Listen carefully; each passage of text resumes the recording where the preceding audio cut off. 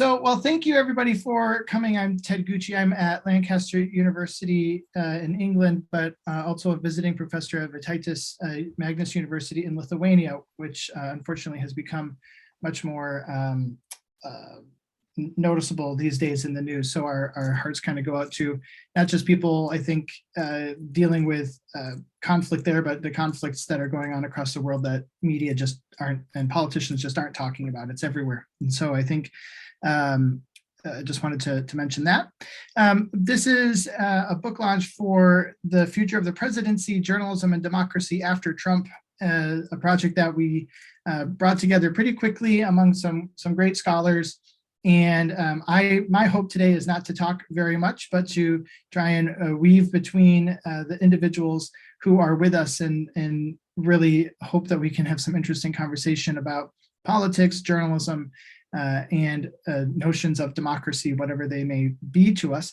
This is the second book that some of us have done together related to the Trump presidency, editing a collection earlier with Routledge as well. So we're really happy. This is hosted by the Institute for Social Futures, and which I'm a part of. But the person who says Louise Bush is actually Emily Spiers, who's co-directing the Institute for Social Futures here at Lancaster University. And so I wanted to kind of ask Emily to maybe open with some comments about the future of politics or presidencies and democracies, and as she sees, having reviewed some of the content from this project.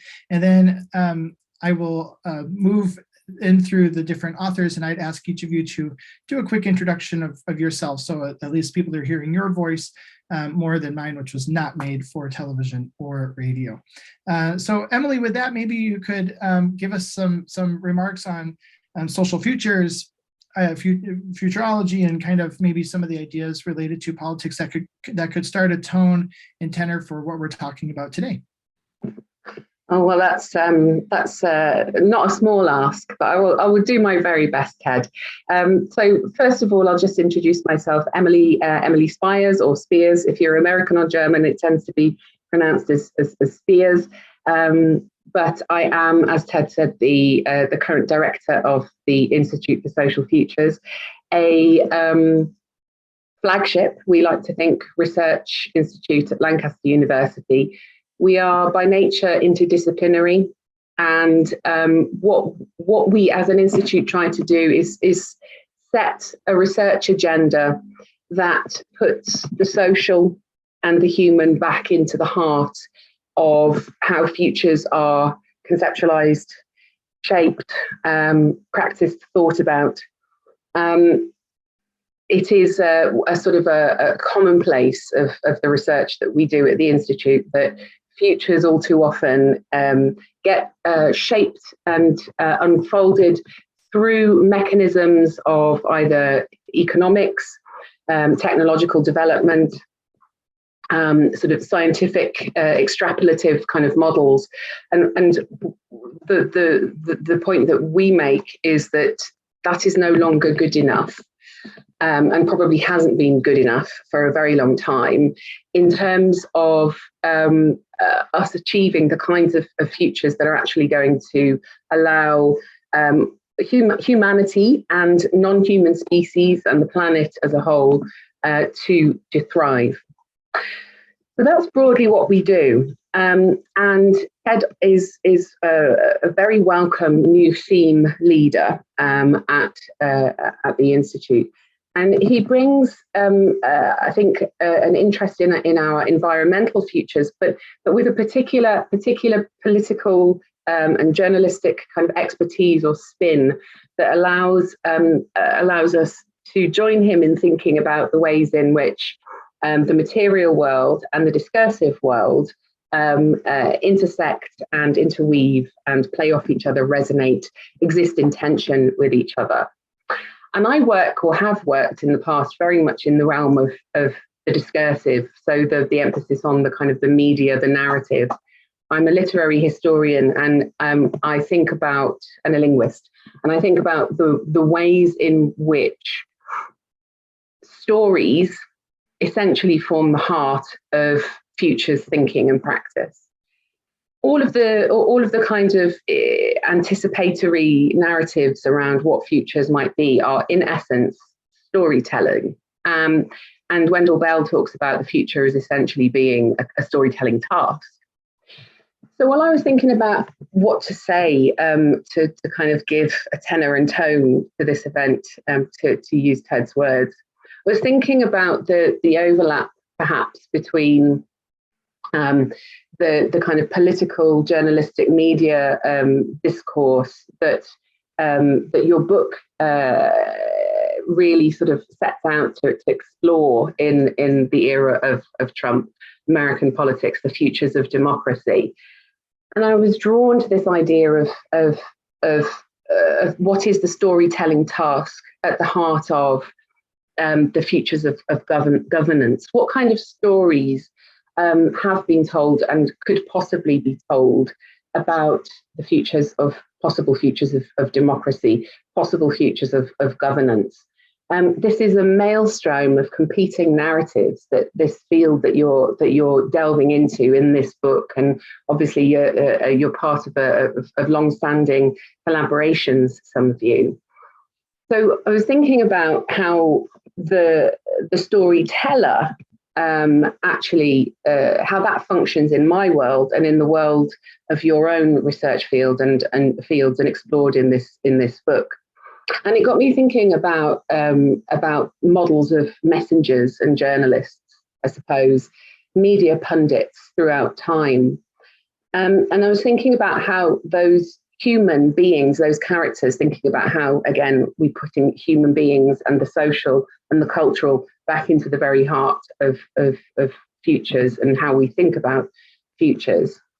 So it got me thinking about the various messengers across time that have come down to us from Greco-Roman antiquity, for example.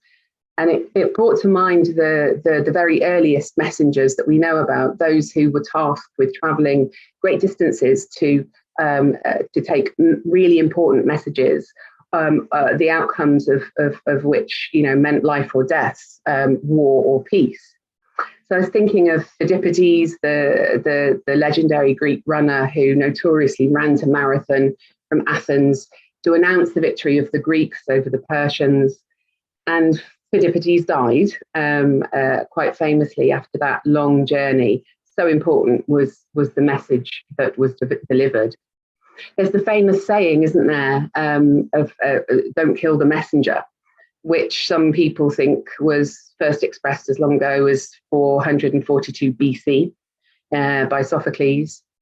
It appears as a trope in Plutarch's Lives, for example.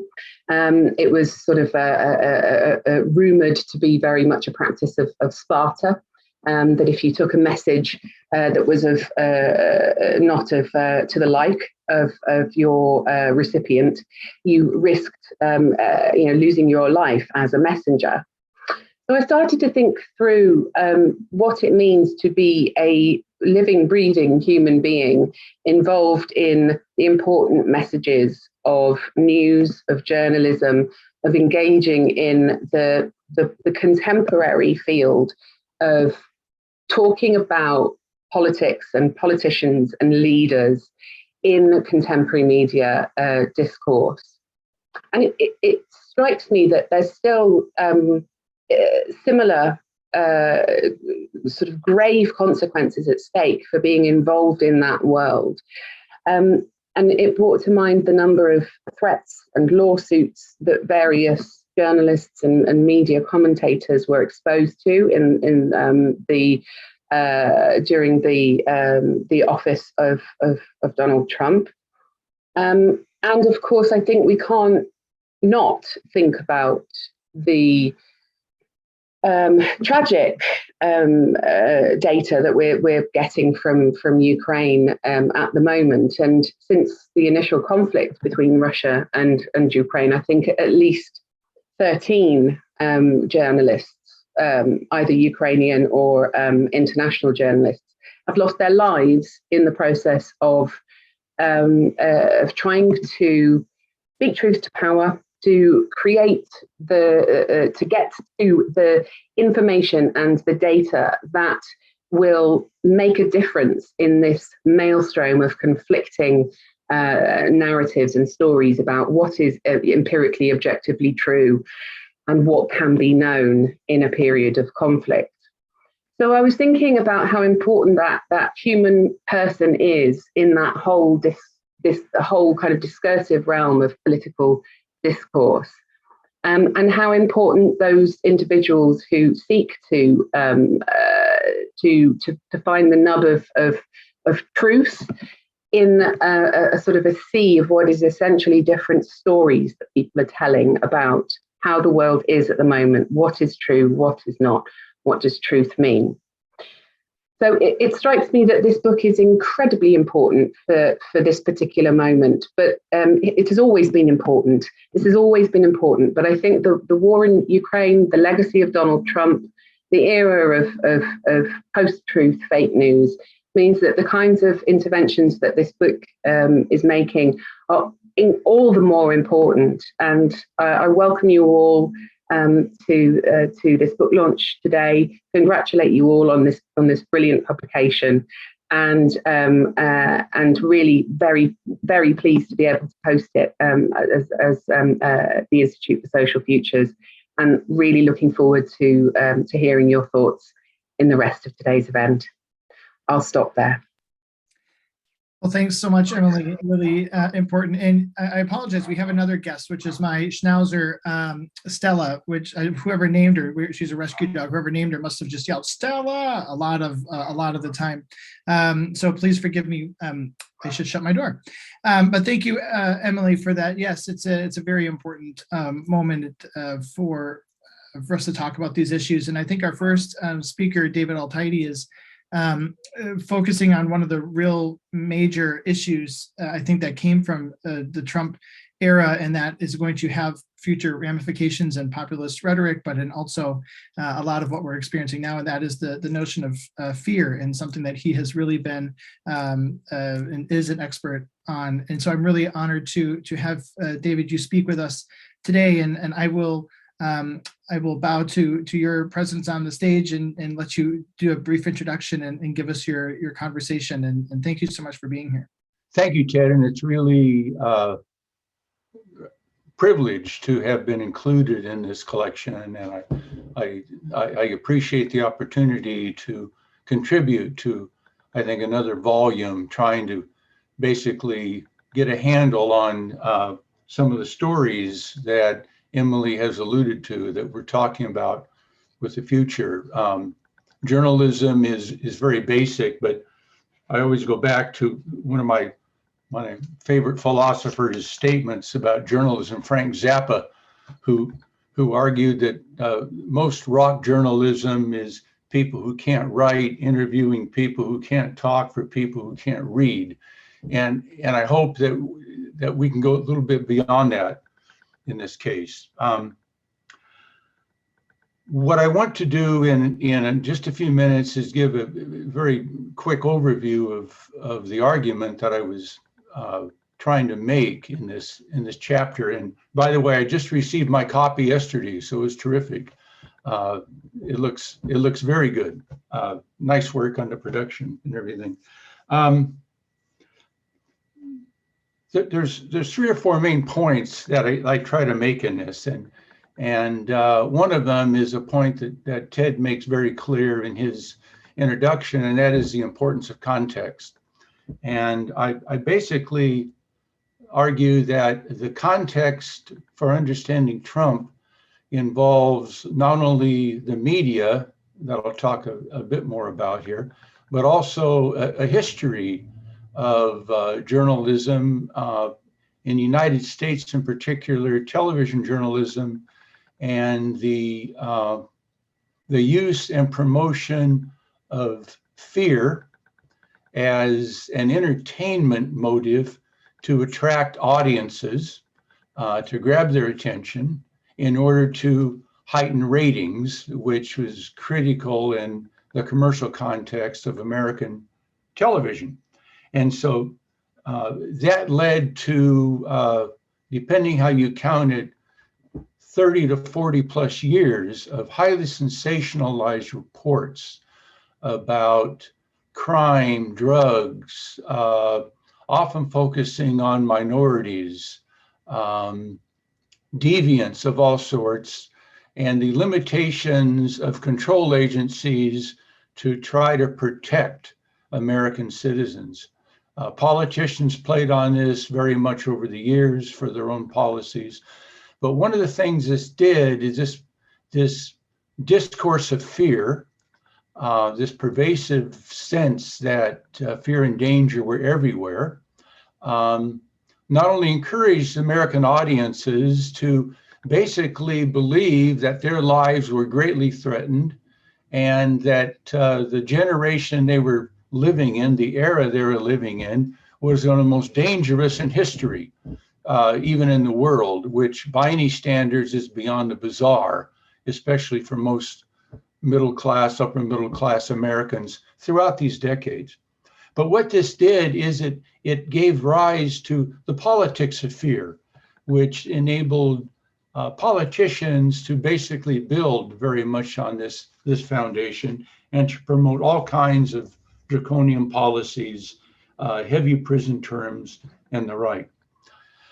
So fear is basic, and many Americans in the United States today, and it's not excluding, it's not, I should say, restricted to Trump supporters, but many Americans in the United States, if not most, have a baseline of fear that they take for granted. It's their everyday life. And a lot of those things that they believe cannot be unquestioned for them. I mean, they're just basic, that threat and danger are everywhere.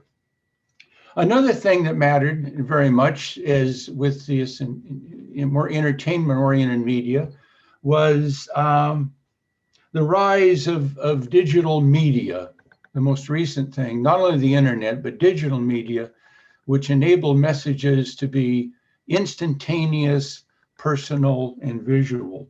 And this contributed very much to a sense of being involved, a sense of having close connections to threats all around you.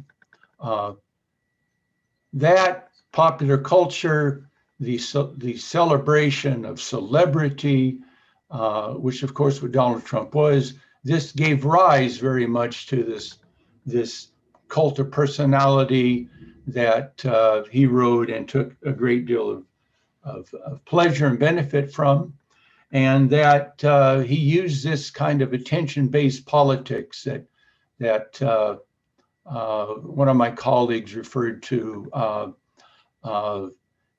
that along with what happened with 9/11 and the astounding threats of terrorism, especially threats of immigrants.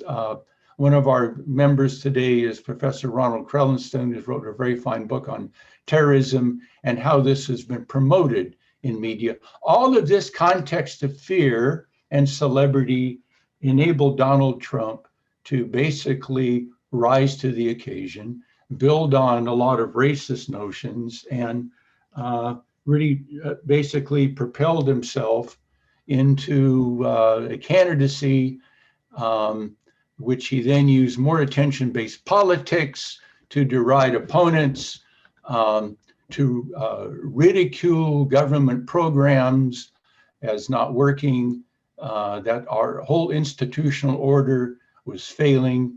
This notion that I referred to in a forthcoming book is gonzo governance promoted the idea that we're in great danger, nobody has worked to save us, and only one person really understands this, and that's him. And in order to pull this off, basic institutional norms, rules, and processes must be violated.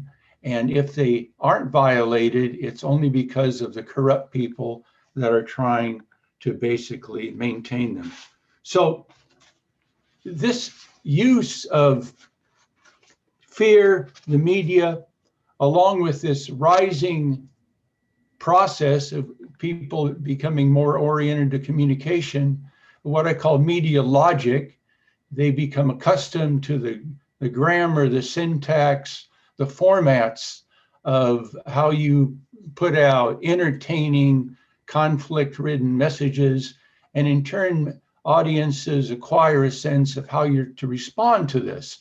The rise of digital media contributes to this very much, so people can feel like they are involved.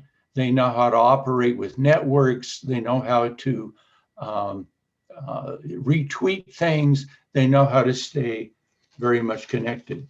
So one of the most significant things then is to look and try to treat what's happened with journalism, what's happened with politics, in the context of media developments as well. And this basic reflexive framework, it simply suggests that the result or content of any outcome, activity, or message and communications reflects the technology, procedures, and processes that produced it. And that's sort of where I think we are today. Donald Trump essentially became a meme.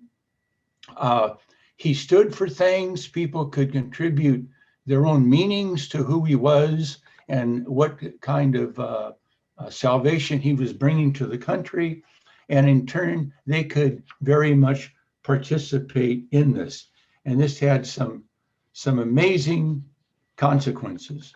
I think democracy is itself now under fire.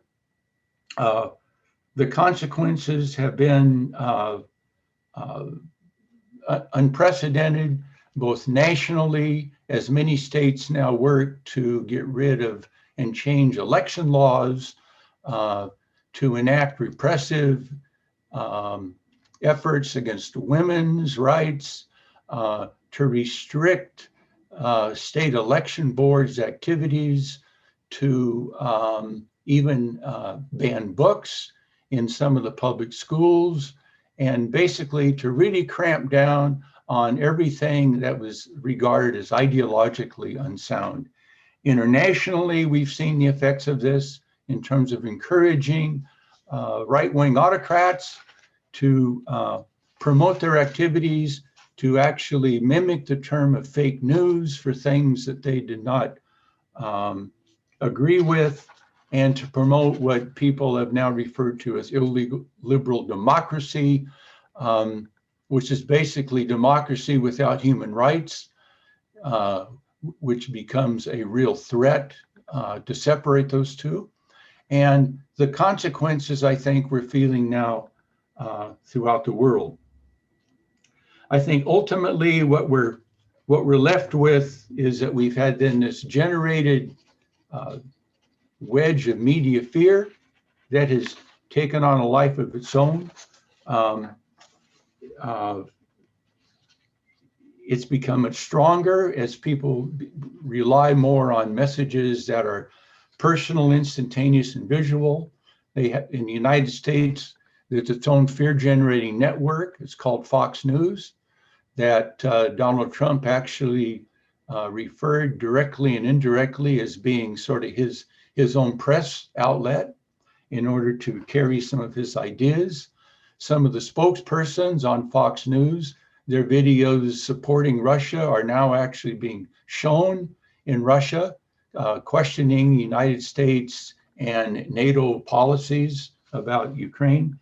And ultimately, this is having some long-term effects. It's becoming institutionalized, if you will, about threats of the level of local governments and things that must be changed. So what is to be done about these things? I think there's several things that matter very much to journalists, as well as certainly the American people. It would be very nice if the federal communications rules were revised to the rules of fairness would basically somewhat tamp down the propagandizing the politics of fear that Fox News and some of these other outlets promote. That would be terrific. It's important, I think, for journalists to get away from broadcasting tweets and retweets from people, and to to refrain from the idea that whatever a president or a presidential candidate says is worthwhile, even though they're conflictual and they draw audiences.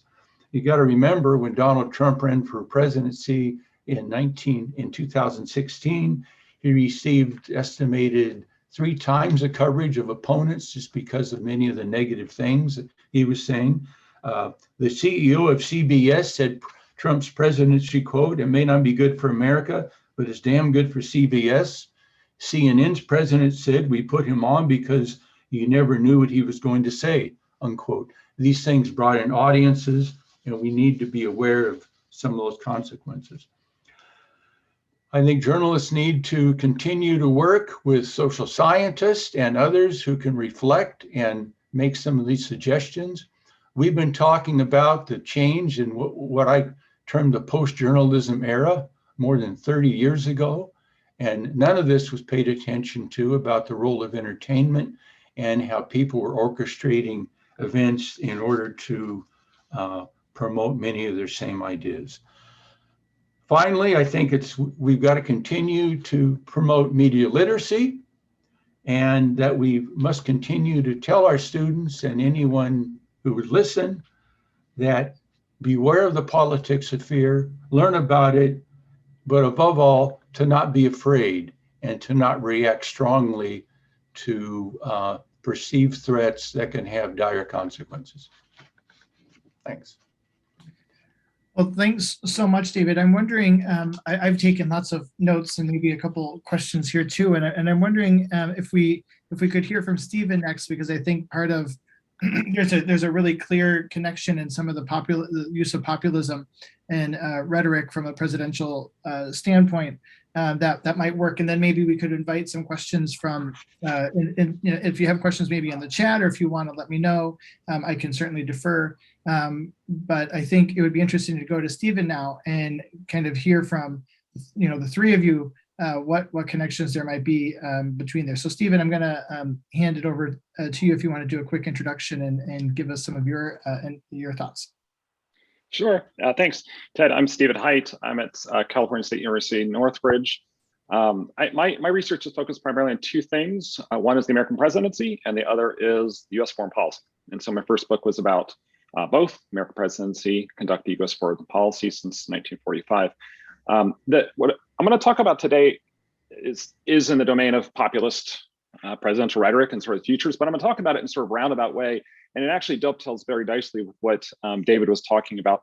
So I'm going to start with a little anecdote. On October 20th, 2020, Representative Alexandria Ocasio-Cortez logged onto Twitch to play a video game. Urging people to vote in the 2020 presidential election, she began the stream with a very simple message, quote, "If you're able to vote, make sure you make your voting plan. That's what tonight's really all about. And of course, we are here to vote blue. That's what I'm here to let you all know." Returning to the topic several times over the course of about 3.5 hours, she also emphasized the Democrats' healthcare policies and urged viewers to vote for Joe Biden. By teaming up with Twitch stars Dr. Lupo and Pokimane, each who averaged 5 million viewers, her stream reached 435,000 viewers, one of the biggest debuts ever in the history of the app. Now, what does this have to do with populism and the presidency? Well, AOC's engagement on Twitch underscores a central challenge to contemporary politics. Attention is in short supply. To be successful, politicians have to seek ways to attract and sustain attention. While politics has always been about attention seeking, as Richard Lanham pointed out, the type of attention the internet provokes complicates things. As Nicholas Carr has written, quote, "The net seizes our attention only to scatter it." Users focus on navigating the web while they're inundated with a multiplicity of stimuli.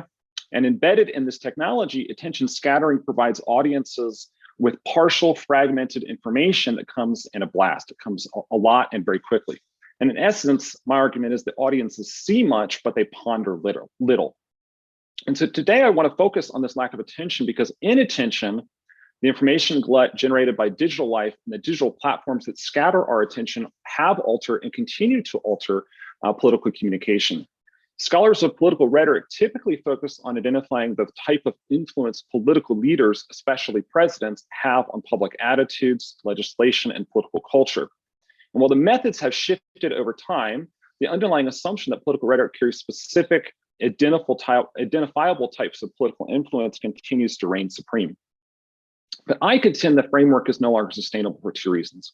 The first, the digital era alters how people get their news, which sources they rely on, and how they communicate their views to others. And second, digital politics fragments political address by presidents and by others by atomizing messages and drowning them out with a glut of content that makes up contemporary American political culture.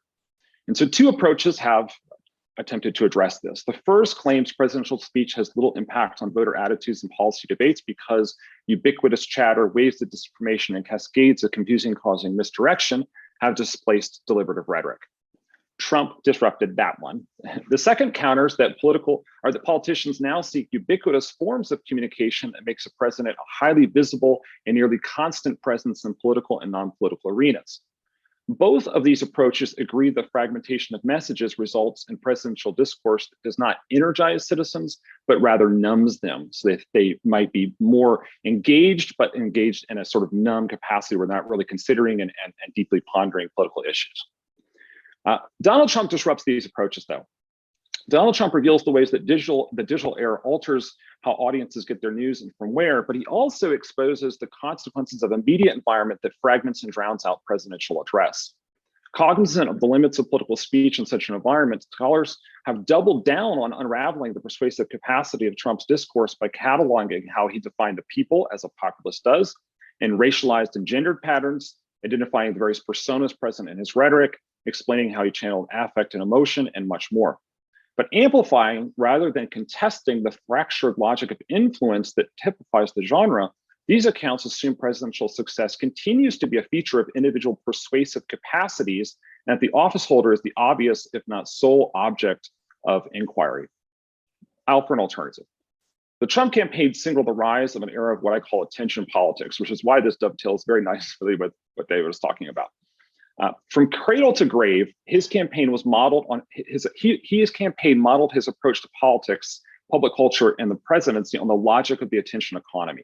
This logic departs from prior eras because it mimics underlying aspects that govern social media companies themselves. Much like Facebook, Twitter, YouTube, and more, Trump's permanent campaign sought three things: engagement, growth, and instead of monetization, productivity. That is, Trump produced different types of messages for delivery in different forms on different platforms, not to connect with audiences to persuade them to support his policies or his agenda, but rather to attract and sustain their attention and engage them in a continual series of communicative actions on the theory that more discourse and more attention means more voters. But campaigning isn't governing. In my chapter, I described the ways Trump's presidential disinformation, focusing specifically on his response to the COVID-19 pandemic. I argued Trump minimized the danger, blamed China for the virus, undermined public health institutions, and recentered attention on himself. Presenting as an outsider who critiqued the system on behalf of the people, identifying Washington and the media as enemies of the people, undermined his management of COVID, and embodied a rhetorical style that Timothy Snyder has called sadistic populism, which is to say, he performs this sort of digital populism to become president. He continues to perform it as president, but performing it as president is ultimately his undoing because you can't manage or govern with that type of political leadership. Trump wasn't just a populist, though.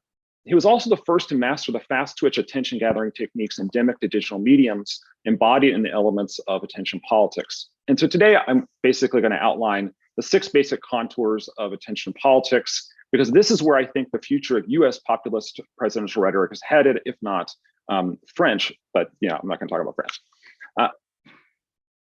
Okay, since attention is the true political commodity, in this context, to be ignored is the cruelest of fates. Thus, the populist attention seekers are less concerned about the nature of a given response to anything they say or do, that there is a response at all. Populist presidential candidates seek digital exposure because they understand the transient attention makes radical, bombastic, and yes, often racist speech much more likely to circulate across public culture. The second aspect of attention politics encourages a brash, confrontational style that could capture the attention of audiences, favoring vituperative rhetoric that ignores, insults, or aggravates others with the purpose of attracting attention only to scatter it. This style reduces the importance of any given message in favor of continuity of messages. That is, by valuing fleeting forms of engagement, attention politics demands a response, but it doesn't wait for it. Third, attention politics produces massive quantities of discourse, much of it inane, tangential, outrageous, unoriginal, because that is the nature of constantly shifting attention. There's always something else, a next thing to attend to before our eyes flit away again and again. Click the link, view the meme, share the tweet, down the rabbit hole you go. Constantly producing more discourse means spreading every obviously flimsy non-stories, because no one can stop such discourse in an attention economy, or at least no one can stop such discourse fast enough to matter. Fourth, attention politics relies on the mechanisms of distribution that typify online engagement to orchestrate an emotional shift, relying on audiences to recycle the ephemera of presidential address, conveys, translates, and engenders structures of feeling in a process that links publics to populist campaigns and channels political emotion to produce more discourse, more feelings, and more engagement. And so, as David pointed out, for Trump, that means fear, the politics of fear. It's really not that important what you're scared of as long as you're sort of scared. Fifth, attention politics seeks to muddy the waters of public discourse, prioritizing engagement over truth. This discourse offers paradoxical or nonsensical explanations, rationales, and opinions simultaneously. Doing so captivates news organizations intent on fact-checking and holding political candidates accountable, but they're badly outgunned. The type of populism does not persuade, it seeks to muddle. Critiquing these politicians, like every other type of politician, amplifies the spectacle, normalizes and legitimizes the candidates, and undermines the pursuit of truth. And last, attention politics disconnects the candidates from the traditional media environment by bypassing traditional gatekeepers, empowering millions of followers to share their posts, and responding to negative press with their own counter-programming. Connecting directly with millions outside the confines of traditional media channels undermines journalism, loosens the hold of political parties during nomination processes, and fuels populist claims to outsider status. Given these developments, my theory of attention politics, what does the future of presidential populist rhetoric in the United States look like? Already there are copycats from the right. People like Lauren Boebert and Marjorie Greene Taylor have mimicked Trump's style and contours in American politics to win congressional seats, raise their national profile, rake free media coverage, and fundraise. Matt Gaetz attacked Defense Secretary Austin last week, accusing the National Defense University of focusing on wokeism rather than strategy. Senators Ted Cruz and Tom Cotton routinely fire off abrasive, crude, and aggressively bad posts just to get noticed. But the most troubling individual, and here is where I will skate on the thin ice of prediction, is Florida Governor Ron DeSantis. Long known for his bombastic speech, DeSantis began positioning himself as a reasonable and competent version of Trump when he launched his campaign for governor in 2018. As governor, he has mimicked Trump's policies and approaches to controversies like COVID-19, immigration, healthcare, and more. But unlike the flailing attempts of Ted Cruz, DeSantis' populist style embodies Trump's and, if I'm right, poses the greatest danger to democratic politics in the next election cycle because of his potential to fundraise and connect with audiences. Several examples bear out the point. He uses re-election rallies to identify political enemies, channel right-wing fury, and draw national attention to himself, much like Donald Trump does. For example, at a rally in November 2021, he bleated out the Brandon administration, laughed, and watched as the crowd broke out into a "Let's go Brandon" cheer, which is right-wing speak for F. Joe Biden. Of course, the moment went viral on Twitter, generating a fury of media attention. Mission accomplished. More recently, when discussing the possibility of Stacey Abrams winning the governorship of Georgia, he said, "I can't have Castro to my south and Abrams to my north. That'd be disaster." The remarks compared a leading Democrat to a repressive communist leader who just happens to be dead, trended on Twitter, driving additional attention to DeSantis. He used these tactics when discussing immigration, gay and trans rights, economic policy, healthcare, and more. In short, DeSantis has performed Trump's version of attention politics better than anyone except Trump. But DeSantis also embodies Trump's grammar, especially on Twitter. Considering the following tweets, all from 2022. The first one, quote, "The US hit another 40-year inflation high in February. Biden inflation is driven by skyrocketing energy prices, which fuel price increases throughout the economy, not just for gas. Biden needs to unleash American energy production." The second one, "After begging for oil from dictators, Biden is now using emergency war powers to produce batteries for the 1% that drive electric cars. Most Americans suffering due to high gas prices, don't have the luxury of spending $50K on an electric car. Unleash American energy today. And the last one. Joe Biden's reckless border policies have allowed 2 million foreigners to enter our country illegally via the southern border. Revoking Title 42 will supercharge the skyrocketing flow of illegal aliens, increasing drug and human and sex trafficking. This is dereliction of duty. Each of these tweets mimics the content, tone, sentence structure, and punctuation of Trump.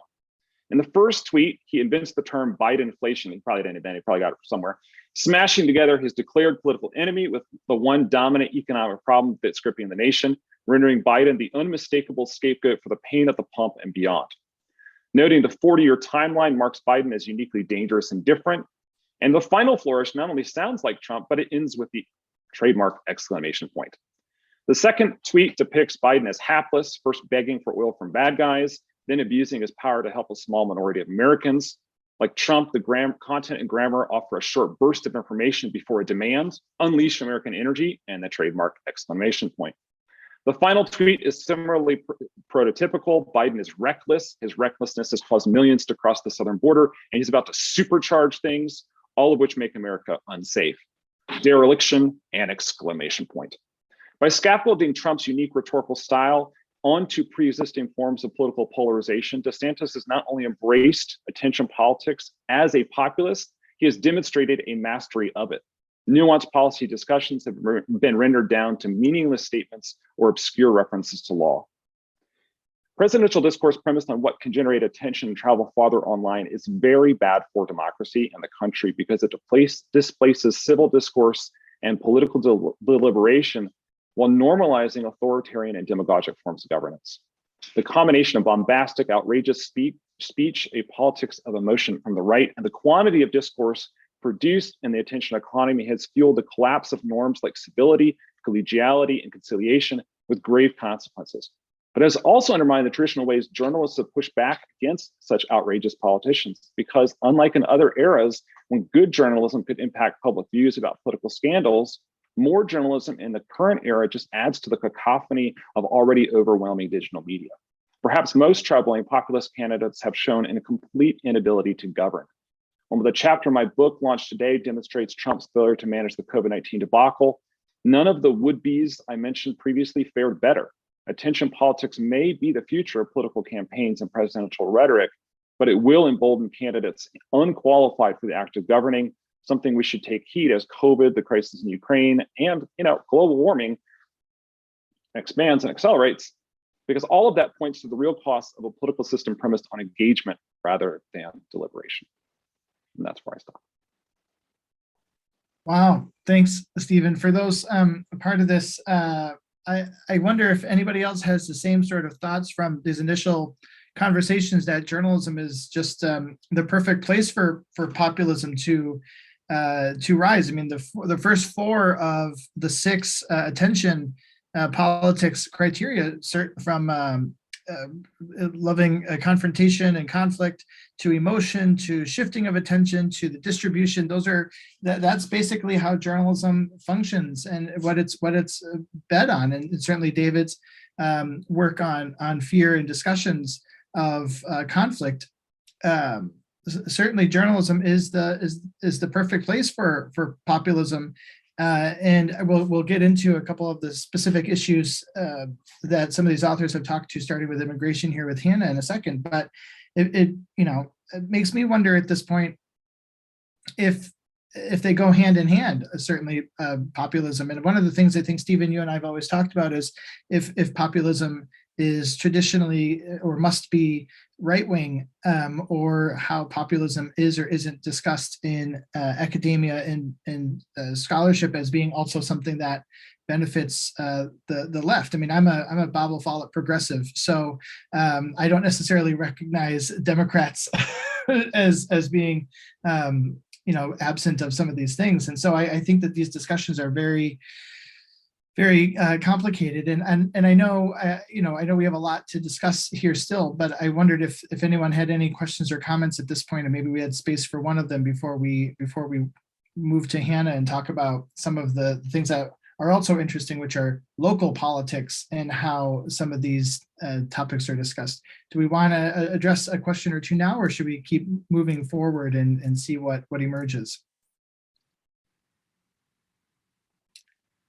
Well, Hannah, that is not a comment on you. That is a comment just on, I think we're all still trying to process through some of these things. Hannah Artman is at the University of Miami, and I will let you introduce yourself in your presentation. But Miami being a place that's special to my heart, I really appreciate you being here today to talk about your co-authored chapter. And I think I will just hand it to you if you wanted to do your introduction and take us from a national discussion to, I think what Stephen's done is that's kind of a state discussion to now a really local one that I think is really important. So I'll hand it to you. Sure. Everyone can hear me okay? Awesome. So thank you, Ted, for inviting all of us to contribute to your second edition of this topic. And thank you to my co-author, who is not here, one of my mentors, Sally Hughes. As Ted mentioned, we looked at in this chapter a very local context that has increasingly started to enter the national political conversation, that not being only political like in the political professional sense, but also academic scholarship. And so we're coming at this from two different perspectives. Sally, having experience as a journalist in Latin America and also studying a lot of studying journalism in Latin America as well as the US. And then I have a master's in Latin American studies, worked at a political consulting firm for a while before returning for a PhD in communication. So as the 2020 election ended, that's a weird sentence to say because it took that long, even after it was certified. We started to see a lot in the press, a lot of focus on the Hispanic community, Hispanic voters, particularly Cuban voters in Florida. And I think what really contextualized this issue within US politics is that Hispanics are often assumed to be, a shoo-in for the Democratic Party. And one of the statistics that I think that sticks out to me is, how Trump nationally increased his share of Hispanic voters, not just across the board, but within Florida. I mean, Miami-Dade County in particular, Hillary took Miami-Dade County by 30 points. And Trump in 2020 was able to decrease that margin for the Democratic nominee for president to just 7.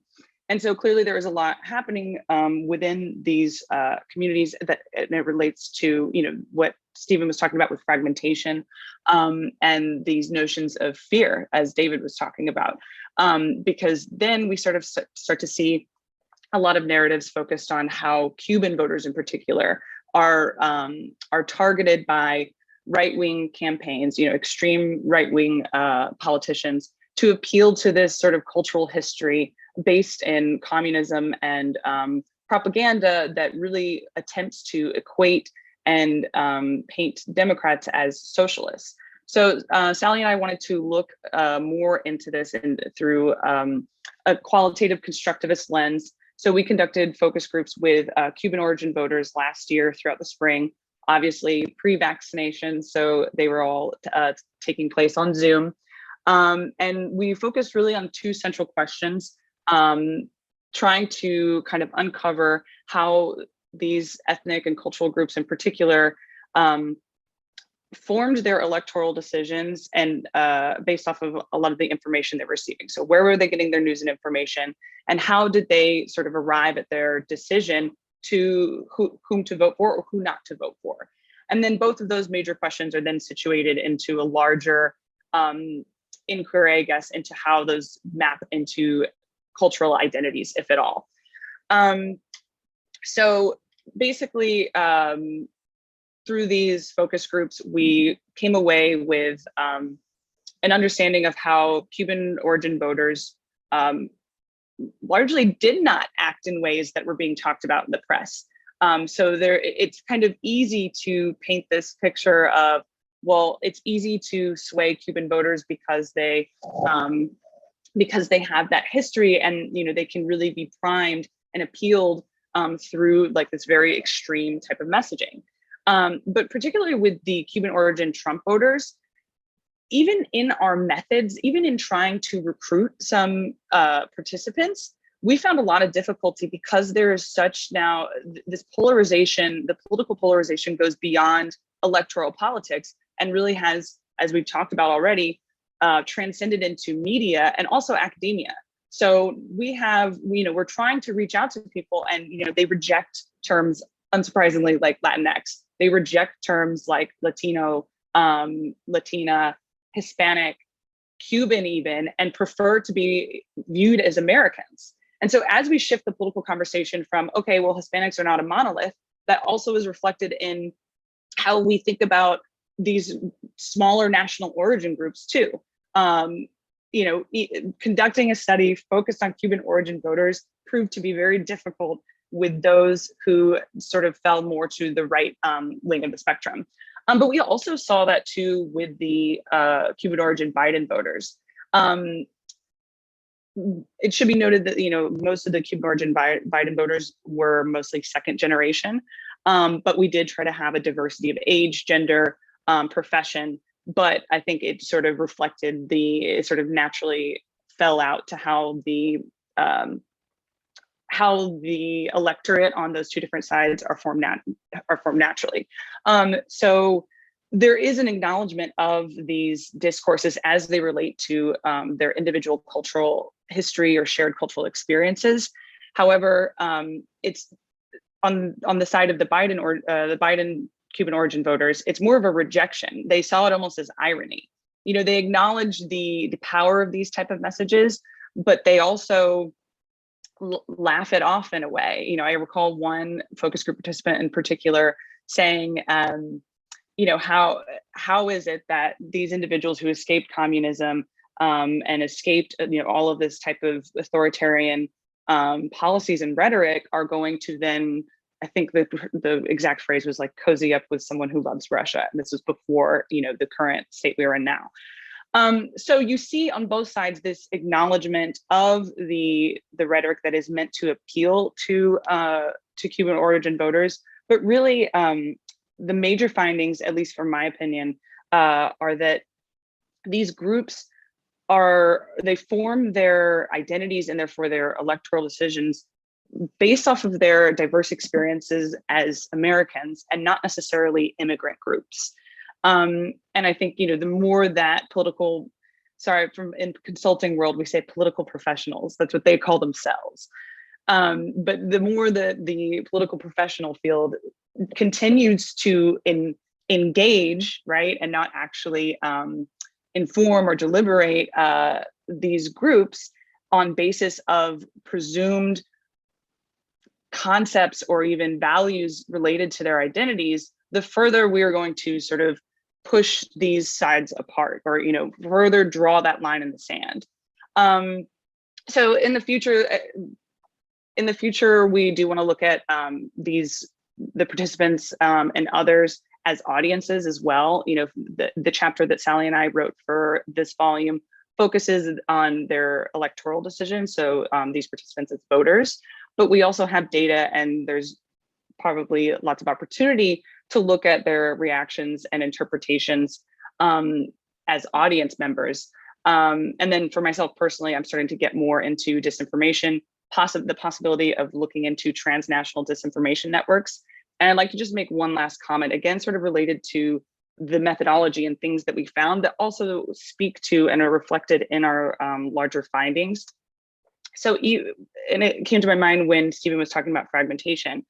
When we were looking for videos, campaign materials to show during the focus groups, it was very apparent how much the Trump campaign and other conservatives really appealed to that diverse, one could argue authentic engagement with the South Florida Hispanic community that was sustained, it was specific, it was diverse, and it was available. And then when we were looking for materials from, comparable materials from the Biden side, these voters were invisible. And so I think that those are kind of things to remember, both as scholars and political professionals, if you choose to identify that way. And So yeah, I think that's it for me. Well, it's fascinating, Hannah, and thank you so much for that. I think that this chapter is really important, not just as a scholar, but certainly, I'm raising biracial children in the north of England, and coming from an extended Colombian family that's in Miami, who tend to advocate for the right and advocate for not just in the United States, but in Colombia. It's fascinating to kind of watch the rhetoric that is most successful in that certain Americanness. Even when we're trying to talk to our own children about what options are available for their identity as they go forward, I think certainly the left or the Democrats don't seem to have any sense of how to deal at the local level. And I'm not advocating for them to do one thing or another, but certainly looking at this population as voters is an immensely interesting way of looking at their agency. And so I really appreciate that. And certainly going forward in politics, that is something that should be taken a look at. There's one question that we'll pose before we move to Jess's piece here, but Ronald writes in the chat, the new moral panic in the US on the right and underlying the Russian invasion of Ukraine seems to be a fear about threats to quote unquote traditional values such as quote unquote family, accusations of pedophilia or transitioning the gender of children, again, quote, trigger parents' fears about the safety of their children. Homophobia, misogyny, racism, and xenophobia are weaponized to convince voters that only authoritarian governance can protect children. And he's asking for comments on that. And I think that can be for any of the panel, but certainly I think maybe David or Stephen to begin with, do you have thoughts on this type of rhetoric of children, fear, and these very strange sort of concoctions that are coming out and seem to be driving not just the Supreme Court justice nomination and whatnot, but the legislation currently in Florida about discussions on identities. But anybody like to just kind of unmute and speak to that, to Ronald's question? Yeah, David, please, if we can unmute David and maybe help a little bit. Sorry, I don't have the authority. Please go ahead, David. Terrific question. I think that cuts across several of the, all three of the presentations we've had so far, in the sense of threat, fear, and others.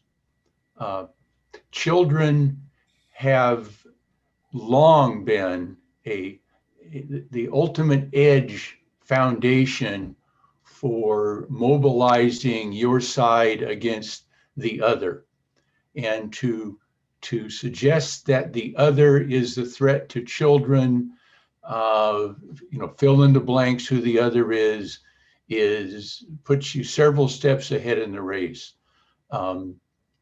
We've seen this back into the 80s with the missing children problem, which several of us studied pretty extensively.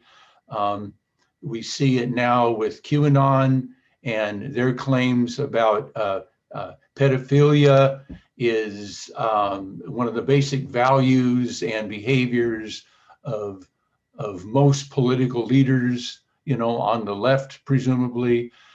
We see the appeal in autocratic nations, not only protecting the future of the country, but especially children, which symbolize the ultimate of innocence and vulnerability. So whether it's devil worshippers, pedophilia, demons, and so forth, it doesn't matter. There's a case in California, horrendous case where the father killed his wife and two children because he was obviously mentally deranged, but on the other hand, he simply bought in to a lot of this argument that his children had been infected with, devilish blood, and he was saving the human race. But Stephen might have a comment on this too. Yeah, thanks. Tim Snyder wrote a book and published a book in 2017 that has now become more relevant given the invasion in Ukraine. And one of the things he does is he traces this, what the question calls sort of traditional values and attacks on the family. He traces it back to the Nazis. And what he's trying to do is trying to show that sort of this authoritarian, demagogic, what you might call populist rhetoric from the right, typically engages in these types of rhetorical forms as a means for consolidating the community, as well as identifying an other, identifying an enemy. And it really follows the sort of Schmittian politics of us versus them. You have to have that distinction between the friend and the enemy. Consolidates your country and organizes them towards to defeat somebody else. The thing I'm thinking about, and I'm sort of playing with my mind, actually it kind of connects a little bit to what Emily said at the start, which is in situations of information glut where it's difficult to know what is true and false, right? And that's kind of where we're at. It's not about truth anymore. The sort of narrative kind of takes a level of precedence or dominance because it's something that can be grasped, right? And so we see this, it's not unique to the digital era. We see this during the Cold War, that sort of narrative of good versus evil is sort of the compass that defines kind of, how you orient yourself politically.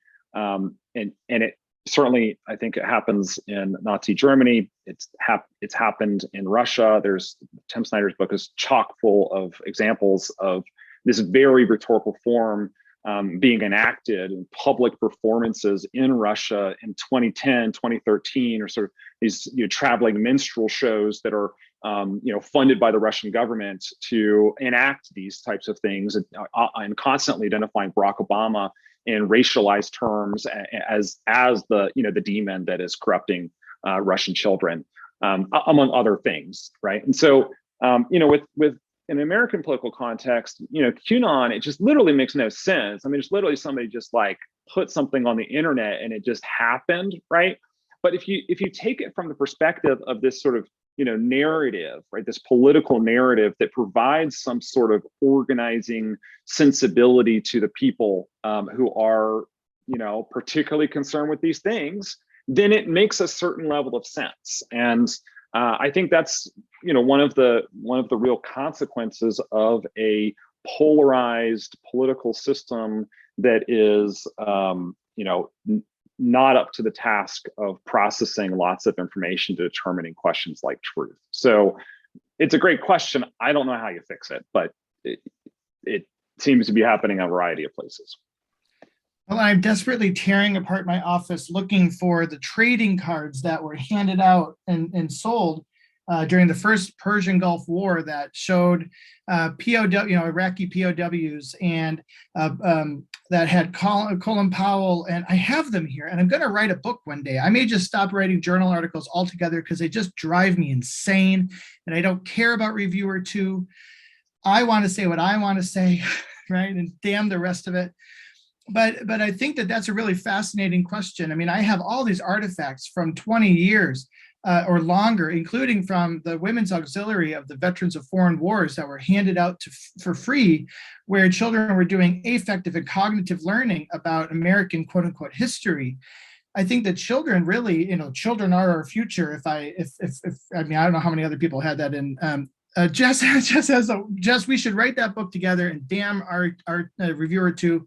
We're going to say what we want to say. If you can find those cards, show them. But warships next, I mean, they're trading cards, for God's sake. A Marvel comic book that was handed out through the DoD at Army bases and for people overseas, where the enemy had no actual recognizable language. It wasn't even Tolkien language. It was just symbols and images that weren't very clear of the facial identifiers, where that enemy can be replicated and reproduced no matter who the enemy is, with superheroes fighting against the American. Yeah, you know what? I'm going to just rescind all the articles that I have under review right now and get to work. Emily, though, puts in a site in the chat just so that people was aware, so that people are aware, and I'm just saying it because not everybody may be able to see the chat. So Lee Edelman's No Future from 2004 speaks to mobilizations of the child figure in compelling ways. Emily, did you want to say anything about that, or even Hannah, before we move on to the next talks that are more specific about journalism, having created kind of this foundational conversation, I do want to open it up to Emily, or yeah, go ahead. Yeah, it just struck me that there was, so the full title of Edelman's book is No Future: Queer Theory and the Death Drive. And it's a sort of a radical polemic, really, that sets out, it's a sort of a queer response, if you like. It's a very radical queer response to the ubiquity and a manipulative way in which the child figure becomes or has become deployed. And he just takes this vast swathe of cultural, political outputs throughout history, looking at the ways in which the figure of the child is this kind of archetypal narrative, right, that is mobilized on behalf of all sorts of sort of fear-mongering sort of debates. And also his point really is that it's mobilized to shut down various other forms of being in the world, of identity. In the particular case of Lee Edelman, it's a sort of a heteronormative kind of matrix of containment, right? But it struck me that there's a lot of similarities to what Edelman is saying and what's been coming through in the previous papers and debates. I also, could I just ask a question of myself, because Ronald's comment in the chat, it seemed to come at a really interesting point, because it was just at the end of Hannah's paper, and Hannah seemed to be saying something quite different. So I just wanted to ask if I'd understood that correctly, because Ronald is making a case that I recognise, right? So the ways in which traditional values are being mobilised, the fear kind of mongering. But it struck me that Hannah was saying something really interesting about ways in which the left and the right in American politics are actually potentially being more canny in how they are communicating and speaking with ethnically diverse groups. Have I understood that correctly, Hannah? Yes, and I think as it relates to Ronald's question, like we see the power that some of these fear narratives have, you know, whether they're focused on children or like they have so much power on their own. And then looking at the power that ethnic media has within their own communities, and not just traditional media, but how then it transcends into different formats like WhatsApp or, you know, other group messaging platforms, and then also can transcend geographical boundaries. There is a need to continue looking at how these groups are, how these, you know, ethnic communities in everywhere, right? But in the States, in this context, inform themselves and are basing their decisions based off this media and information, because we're ignoring it and only using it in ways that get certain people elected, if we're using it at all. That's really helpful clarification. Thank you. Super interesting. Well, our next two guests are talking about and we've all been talking about journalism, but I think this has been an amazing foundation, because journalism, it's hard to kind of talk about it without that context that David even started saying, you know, we should talk about kind of some of the context. And Jess, I'm wondering if we could have you come in. You're going to be talking a little bit about, more specifically about maybe what the potential of the future of journalism could look like in terms of social justice and journalism. And I'm wondering if I could hand the Zoom platform over to you within the authority that I've been given as not a host.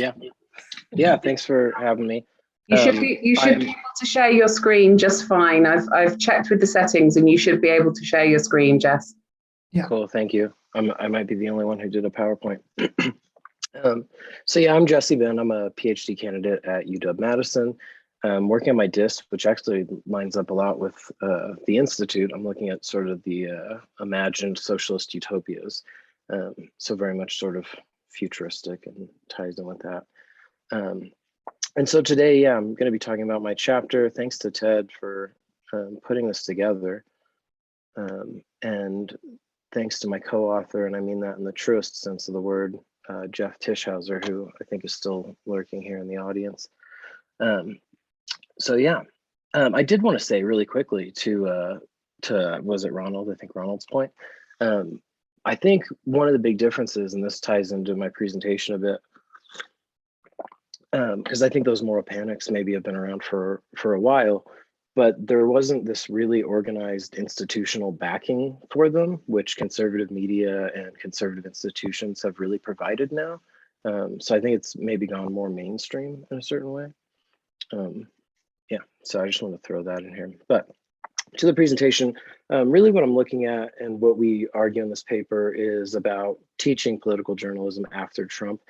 So it's really aimed at educators who are teaching courses in political communications and things like that. So the problem that we pose in this chapter is essentially that students often leave introductory, especially courses on media, on mass communications, on political communications, with this sort of perspective that liberal and conservative news are just two sides of the same coin. They just have different political motives, but one's conservative, one's liberal. That's the big difference, is the ideological end of things. And I think probably everybody here, and I think most journalism educators know that that's not the case. Like, these are very distinct networks of news. They have their own sources of funding, their own ways of verifying facts or not, their own susceptibilities toward misinformation, and then also their overlap with, you know, more traditional kinds of journalism. So they're very distinct, and far more so than just liberal and conservative. So we argue that, you know, this is a big problem, and one that's really important if we want to leave students, whether they're students who are just going to be consuming journalism or they're students who are going to be practicing journalism, with a deeper understanding and a more nuanced understanding of political communications. So the roadmap, first I'm going to talk a little bit about the outrage machine, the conservative outrage machine, which I've had a few chances to experience getting sucked up into.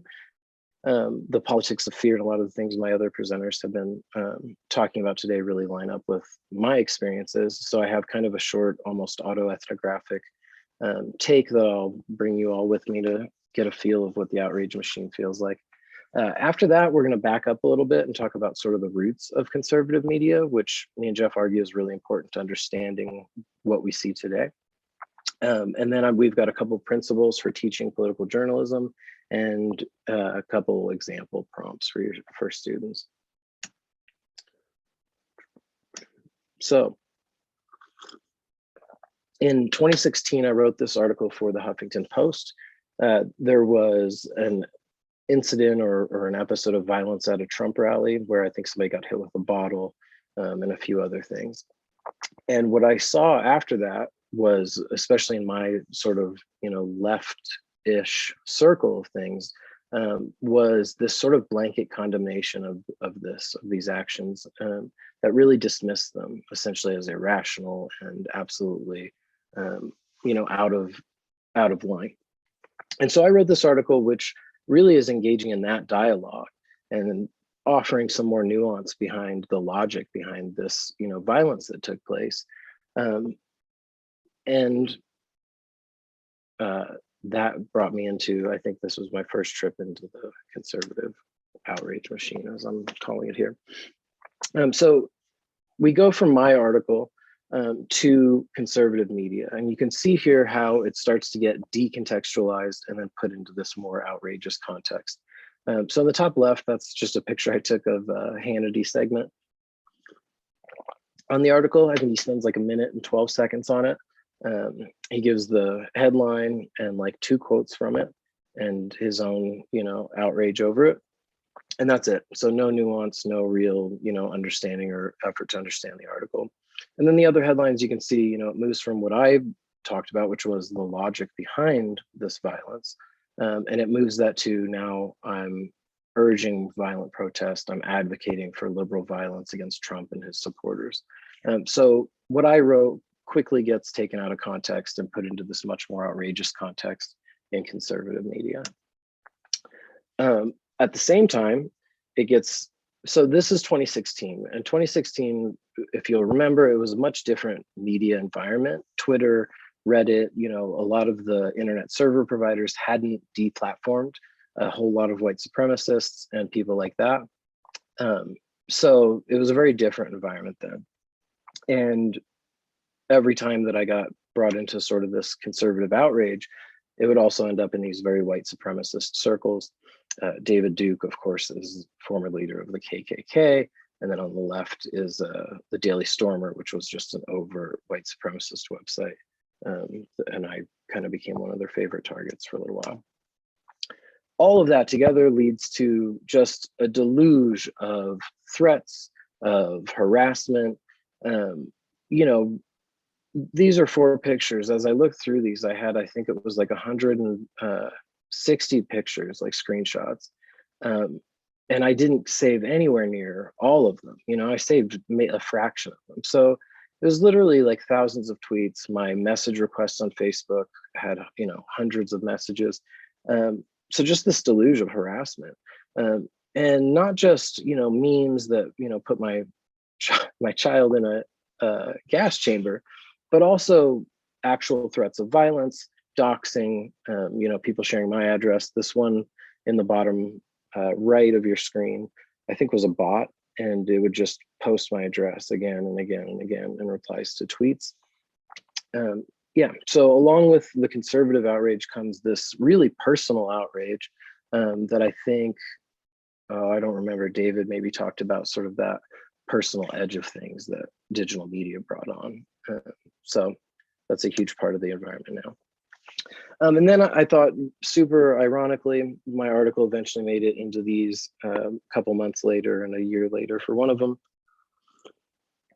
For the record, I didn't wish Trump dead publicly, and I didn't fantasize about assassinating Trump publicly.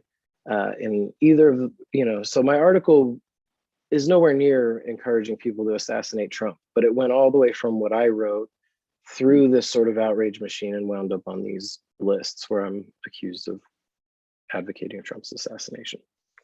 So that's what the outrage machine feels like and sort of looks like from getting sucked up into it.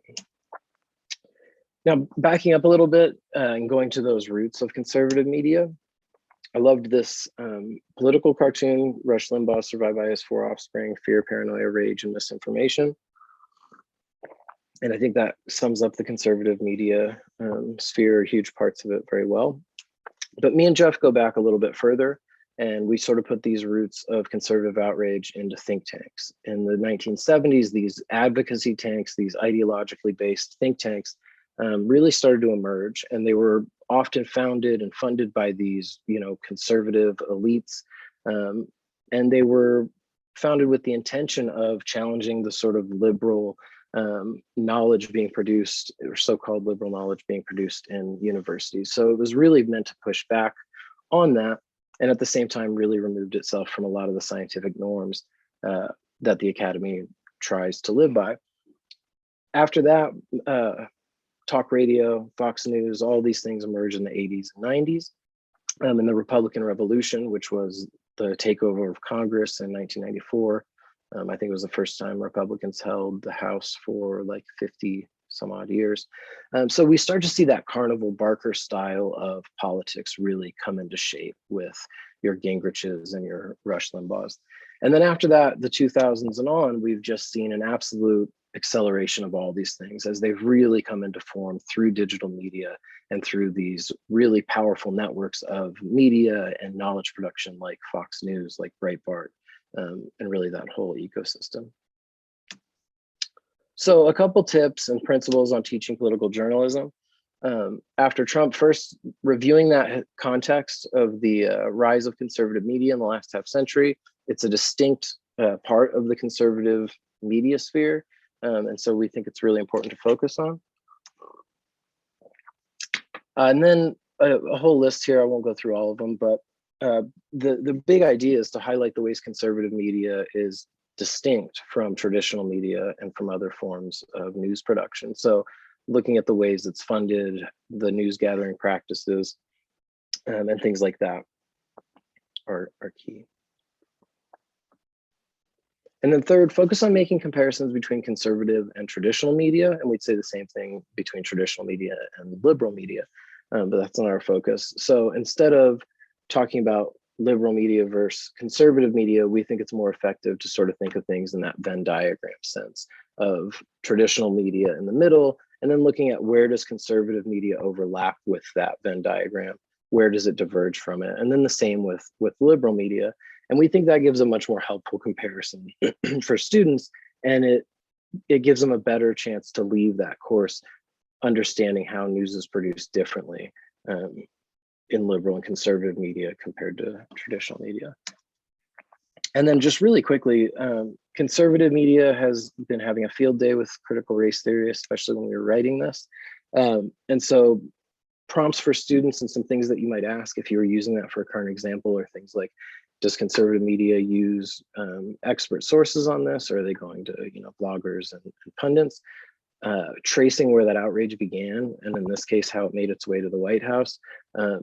Critical race theory is a really interesting example because it really was started by one person who kind of decided, I'm going to spark outrage. And it was a conservative journalist who also worked at a think tank. So getting students to trace those things and understand how they're happening now in real time, we think is the best way to go about teaching those things. So yeah, the key bits, just to sum things up, students shouldn't leave courses with the impression liberal and conservative media are the same, just ideologically different. Using that traditional journalism as a baseline is more effective. The history is really important, and we recommend grounding your coursework in current examples to bring it to life, and also to fend off any claims of bias, because it's hard to claim bias when you're giving people distinct examples and then asking them to do something around them. So that's it for me. Well, thanks so much. I've been a fan of the two of your work together and individually, but together you also contributed to a special issue of Journalism Mass Communication Educator that I guest edited a few years ago, and about post-truth, and really had very important pieces I've cited multiple times since then, talking about maybe post-truth has been around a lot longer for many communities. Anyway, and at least their perceptions of how journalists treat them and share their work. So I really appreciate your contribution to this. I'm going to read really quickly Ronald and Jeff's notes here, but I guess one of my questions for you, and I don't want to prolong this conversation longer because I know we're about done with just a couple more comments here from others, but I'm having done a book talk yesterday at the University of Miami virtually, and my own experiences in the classroom here in north of England. Actually in Miami, I guess every classroom I've ever been in, I'm very concerned about who's in that classroom and the ability that they have to think beyond kind of their families, their loved ones, their own social circles, the critical thinking. I might only be a bit combative with the idea of media literacy that David had mentioned before. I don't think media literacy will ever get us to the point of thinking critically about media. I don't think we'll get the funding or the mechanisms or the support of fellow staff members to actually talk about the things that we need to talk about, maybe in the ways we need to talk about them, that address people's individual powers and their group powers. And so my concern is that the classroom is, I used to teach in ways where the classroom wasn't a safe space because it was to attack individual, what we thought were individual ideologies, which actually aren't, right? They're microaggressions that come from someplace else that are propagated and so on and so forth. And I just wonder how, in an age when it seems that universities want robots in the classroom more than ever, and how safe is it for us to really try and be super critical or even critical in the classroom? Even those who say I'm critical in the classroom, my sense still come from a very normative sense of what's right and wrong and what's ethical and unethical in terms of journalism. But when they actually move into more cultural studies perspectives on things, that makes us very vulnerable to managers and to being recorded and having that sent out and shared widely. But you still think that in your chapter, those suggestions that you have are really helpful for us and don't open us up to the type of harassment that I don't think I'll ever have the type of harassment that you had, quite frankly, for lots of different reasons. But do you think the chapter is still really helpful in getting us to think about how to be critical in the classroom? Yeah, I mean, and Jeff, you can jump in if you want. Yeah, I mean, I absolutely think so. One of the things that we sort of try to emphasize is to take this and run with it based on your pedagogical style of teaching. We also specifically challenge tenured professors to step up to the plate and make sure they're doing this. But at the same time, I think that we would argue that really you don't have to present this in a polemic way or in a way that is overly critical. You can present it based on current examples and ask students to do simple things with it. So you could ask the same question of liberal media. How are they sourcing their conversations on critical race theory? But, you know, I mean, one way I think of political journalism and the difference between like liberal and conservative journalism is in terms of like an essay. When we're teaching students how to write an essay or how to write a political opinion piece, you pick up the facts and you make your argument. And when you watch, especially, you know, television media, but same with Breitbart and, you know, these other places, if you're grading these as essays, you're going to give Breitbart a very different grade or Hannity a very different grade than you would give Rachel Maddow. And so there's reasons for that beyond just that, you know, Rachel Maddow makes an argument that I agree with. I don't watch Maddow, for the record, but there's much more to that, you know, and it's not in our heads, it's there. Like, and so I think using those standards and coming at it from a non-polemic, but just a very fact-based, these are different networks, how do they work, is effective. And I think tenured profs should be more polemic. Yeah, I agree. So I'm just going to read these couple notes and then go to Catherine's presentation, if that's okay. That Ronald, referring back to some of the conversation that I think is still relevant here, is that this conversation and his comment also relates to attention scattering, that weaponizing anti-socialism through disinformation regarding what socialism really is targets one group while the children trope resonates with others. I think that's really true. For the media, you know, he asks, do we refute or ignore, double bind, focus on funding sources? So he has some more questions for us to think about going forward. And Jeff, who co-authored with you, Jesse, says that the chapter and the way that you're talking about things works in media practice courses too. And I think that we just discussed that a little bit, how we're talking about reporting practices, routines. Do they verify facts or verify tribal loyalties? And certainly that's one of the things I'd like to see more in among practicing journalists and among scholars is actually having journalists do their own textual analysis of their work, right? Their own content analysis of their work. Where is that where is their information coming from? What are the characterizations? What are the arguments that are being made?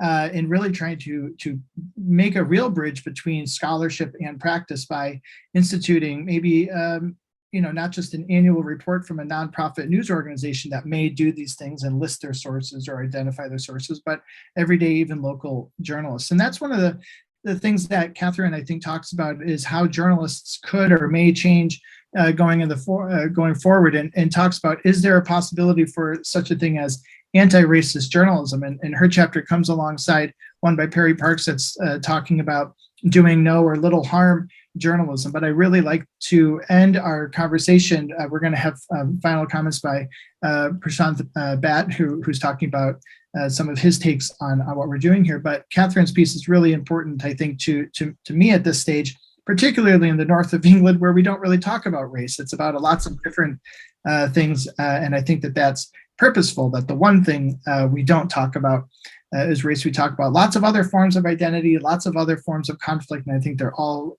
really important. But for some reason, for me, it's always been one related to race. And Katherine, thanks so much. And you have the Zoom window.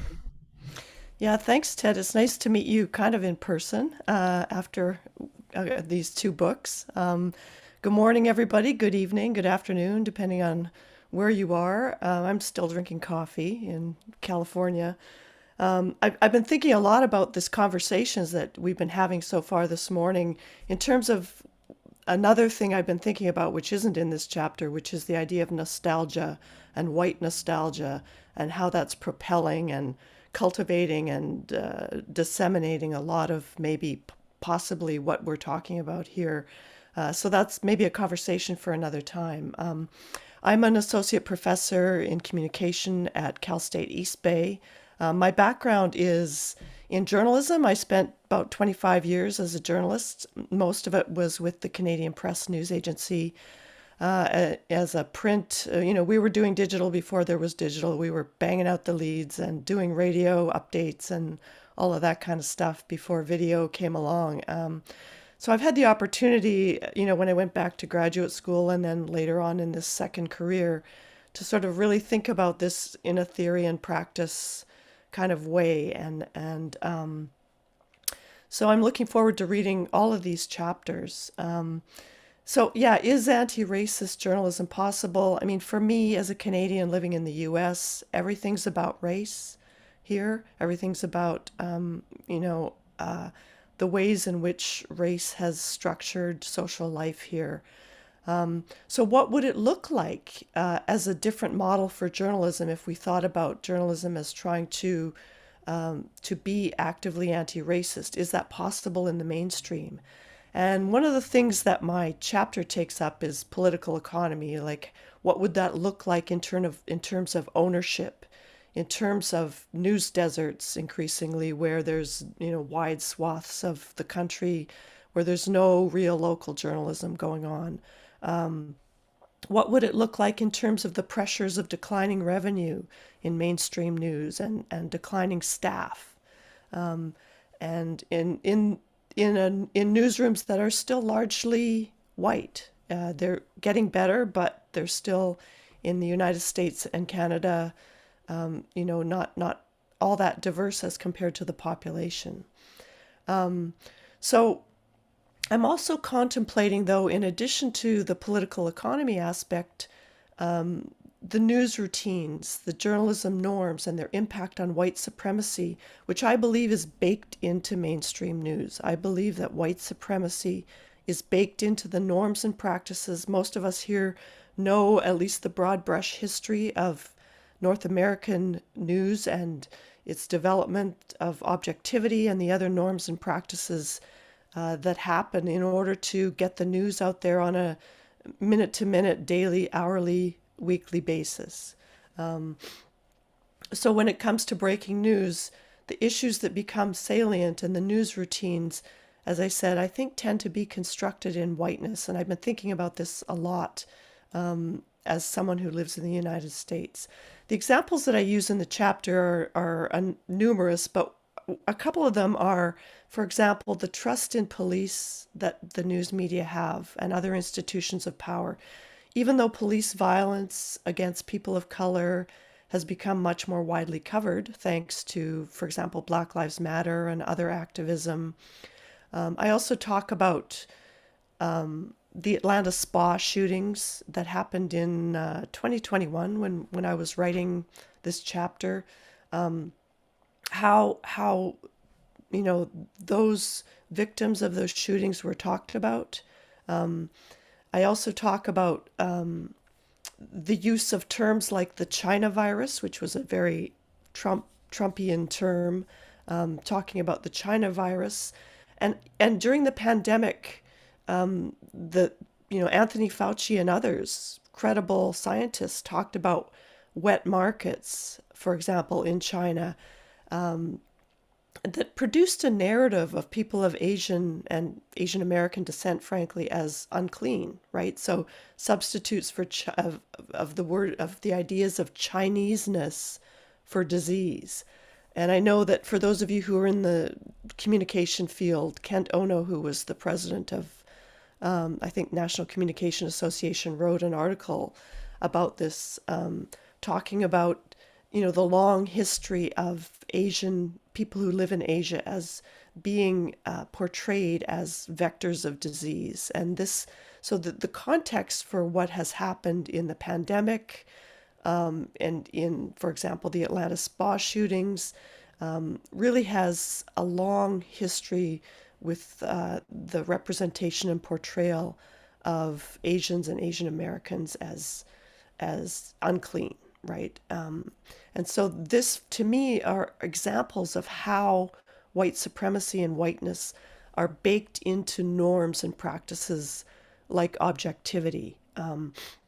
We all know that objectivity is a construct created over a course of time. It has a distinct history in North American journalism, at least, and that it hasn't been any kind of bulwark against any real characterizations that are, in the case of my chapter, racist, but also sexist, and also in the context of some of the other chapters that have been discussed here today, that there is that it still is something that North American journalism really clings to, even in its punditry. If you'll notice the way in which the cable news shows talk about issues, they're still kind of performing a version of objectivity, but we also know that objectivity is kind of a routine that happens in order to meet the demands of the news cycle, if you will, among other things.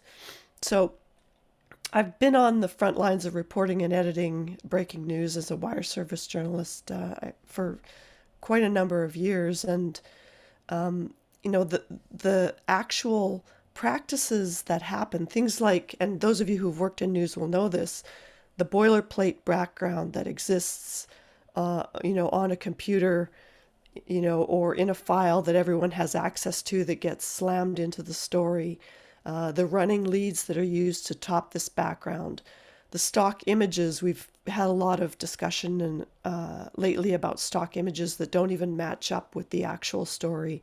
We've had that with Ukraine, right, a lot, but there's been discussions of that lately, of stock images, even from the Gulf War, being plugged into coverage of Ukraine, for example.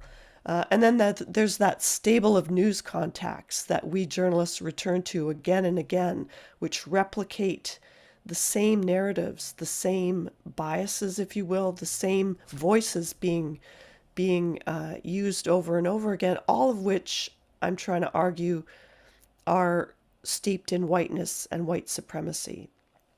So I guess what I wanted to do here is sort of think, how do we envision anti-racist journalism in the North American model, given this political economy and these entrenched norms and practices?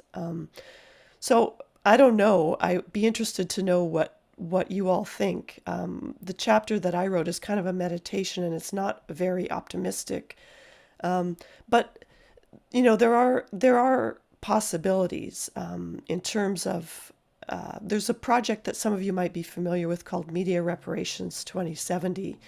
An activist and organizer named Alicia Bell, and she's kind of working at the intersection of Afrofuturism and journalism, but she does suggest that some of these ideas could apply, in general, beyond representations of Black people and African Americans.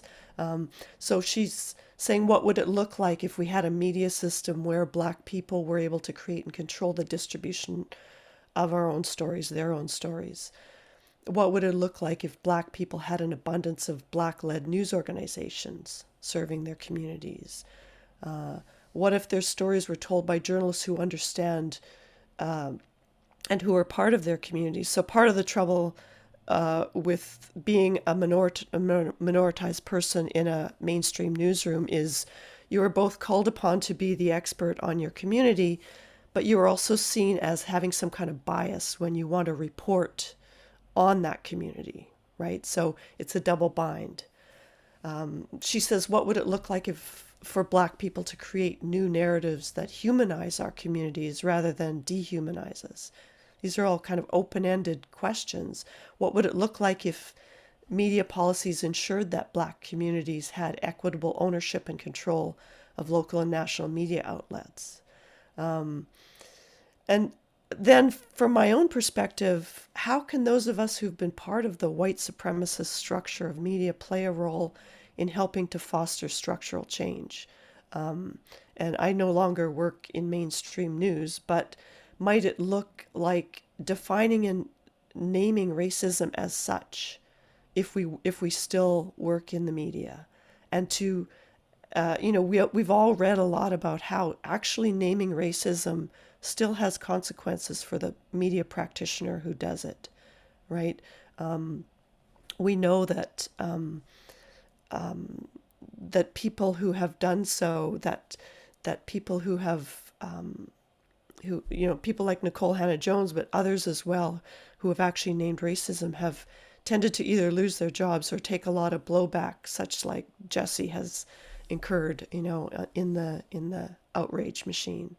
And then I was contemplating at the end of the chapter this apology that the Philadelphia Inquirer did over an incident in 2020 where they had an editorial that said buildings matter too, in response to a Black Lives Matter protest in which there was some physical damage done to the surroundings. So that ended up with an audit of the paper's content done by an outside source. And that happened only after 40-some journalists of color called in sick and tired to the Philadelphia Inquirer newsroom that day. Eventually, the Inquirer ended up acknowledging a lot of different problems with their coverage, including something that we all know, I think, that journalists of color are whitening their stories to appease white editors, to avoid blowback and to avoid charges that they're biased, that in a way that white journalists never have to account for. Another book that actually has interesting ideas about how the future of journalism might look if it were to be actively anti-racist is a book called, I think I've got it sitting right here, called Reckoning. It's by Candace Callison and Mary Lynn Young. And it's talking about, in the Canadian context, but it's talking about situated knowledge as a form of expertise rather than of bias, for example, and how that might be adopted into the culture of mainstream news, recognizing that ethics are culturally based, that there is no sort of universal ethics that journalism still clings to, even though it's not quite as adherent to the idea of pure objectivity as it once was. So I guess I would just sort of end by saying, what if journalists understood the historical nature of some of their practices, such as objectivity and others, and its construction as part of the scientization of the social sciences, the way in which journalism took up objectivity as the social sciences were taking up objectivity, and if journalism actually knew some of this context, would it make a difference? So I don't know if there's time for discussion, but thanks everybody. It's great to see you today. Well, thanks, Katherine. A big fan of a lot of your work. Some really important things to be talked about. Thank you for mentioning Reckoning. It's a great book. I actually did a talk virtually in India, but also turned it into a bonus episode of the podcast, the J Word, that I do through Journalism Practice, and it's called Podcasting Through Reckoning, or Reckoning Through Podcasting. I don't even remember anymore. I'm trying to work on a chapter, trying to apply that same sort of idea of reckoning. I think that's really great. Sue Robinson, hi Sue, thanks for being here. Says great conversation that Dr. Andrea Wenzel of Temple is currently working on a book also about anti-racist journalism, should be out next year. And Jeff was aggressively nodding to much of probably what you were saying, as was I. And so I do want to go to kind of our kind of final kind of comments, not to diminish at all Katherine's talk, but I think if we can hear kind of from Senator Bhat what his thoughts were from today's conversation, and then open it up to any comments or questions.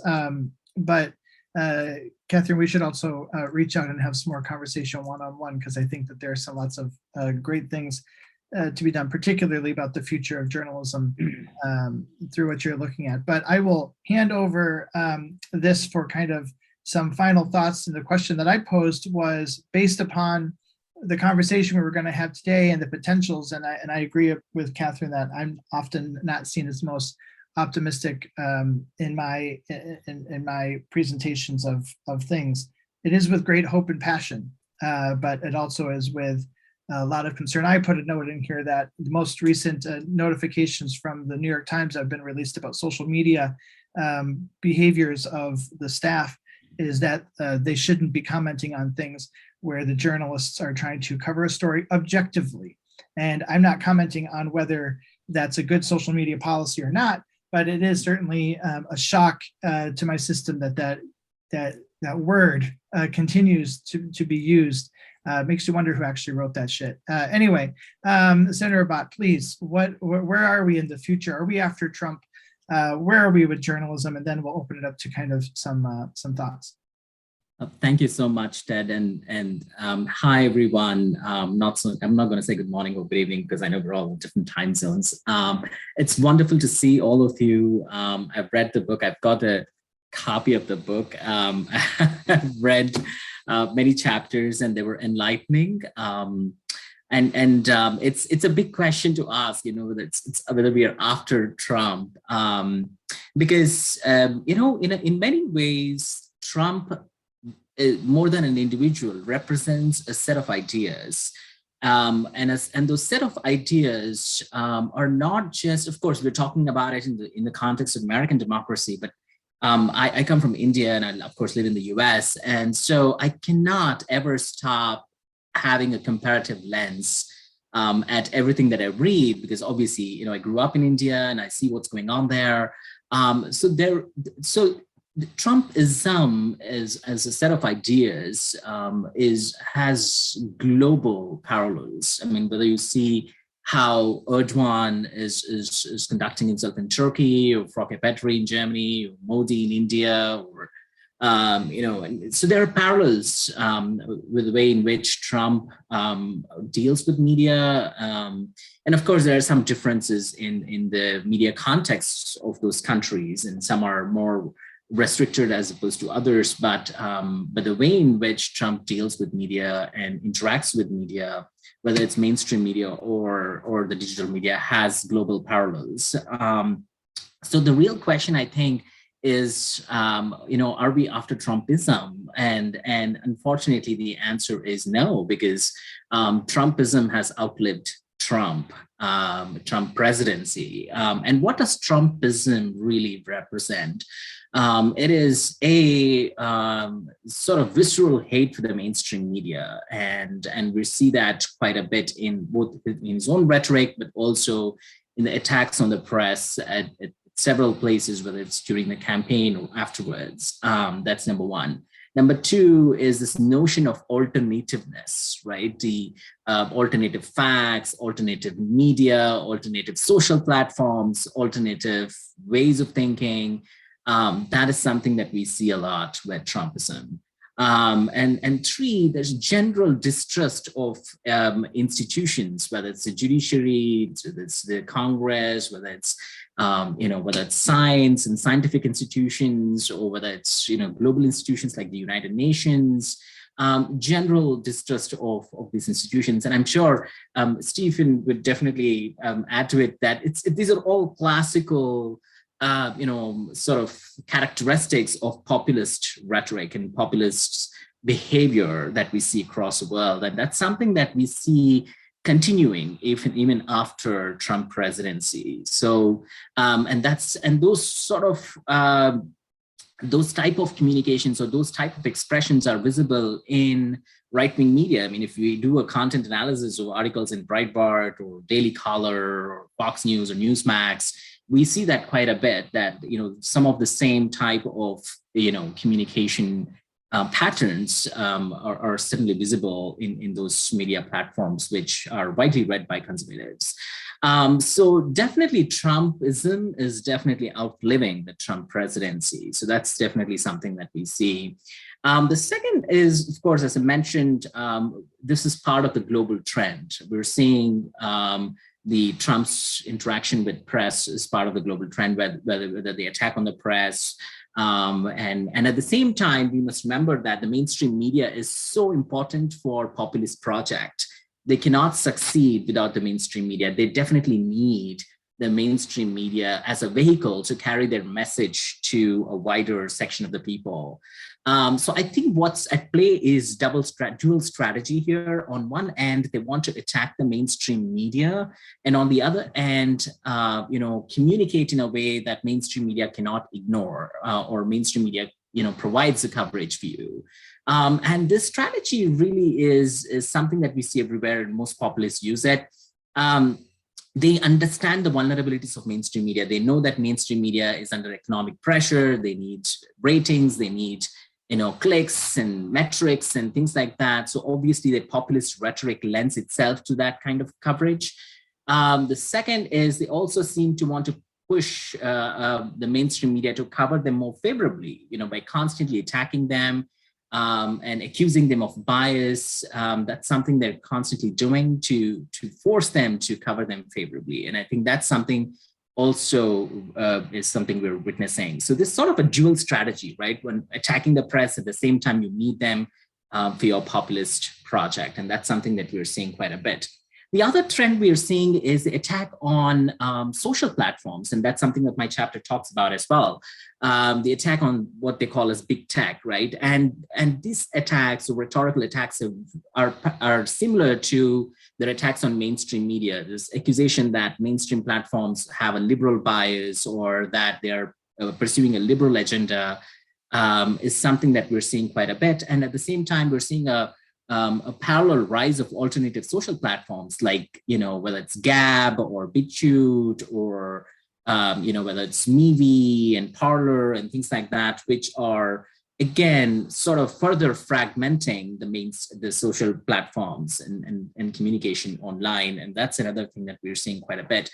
But overall, I think the structural issues that affect journalism continue to persist. And those structural issues predate Trump and are also there after Trump. So those things need to be addressed. And yes, Trump is a phenomenon who has affected the way in which journalistic practice takes place. But I think issues like, decreasing funding for local journalism and local media, declining public trust in American media. I believe the last survey, I think we saw that only 14% of the Republicans trust mainstream media, and overall only 32% of Americans trust media. So how can media have an impact when a vast majority of the people don't trust its coverage? And that's another question that needs to be addressed. And then local journalism is something that, again, is constantly dying.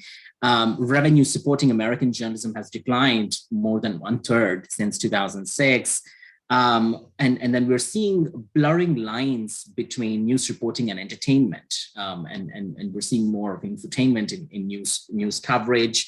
And that's another thing that we see. And there's an increasing focus on metrics, search, algorithms, sort of to measure what audience consume. And that governs, media coverage or issues that media would like to cover, which plays right into the hands of the populists and populist rhetoric again. At the same time, ideas such as nationalism, tribalism, racism, they're all very much embedded into the makeup of journalism's focus, just as Katherine was just talking about in Philadelphia Inquirer. So that's another issue that media still needs to grapple with and hasn't really addressed. And more broadly, journalism's collusion with power elite is a major concern.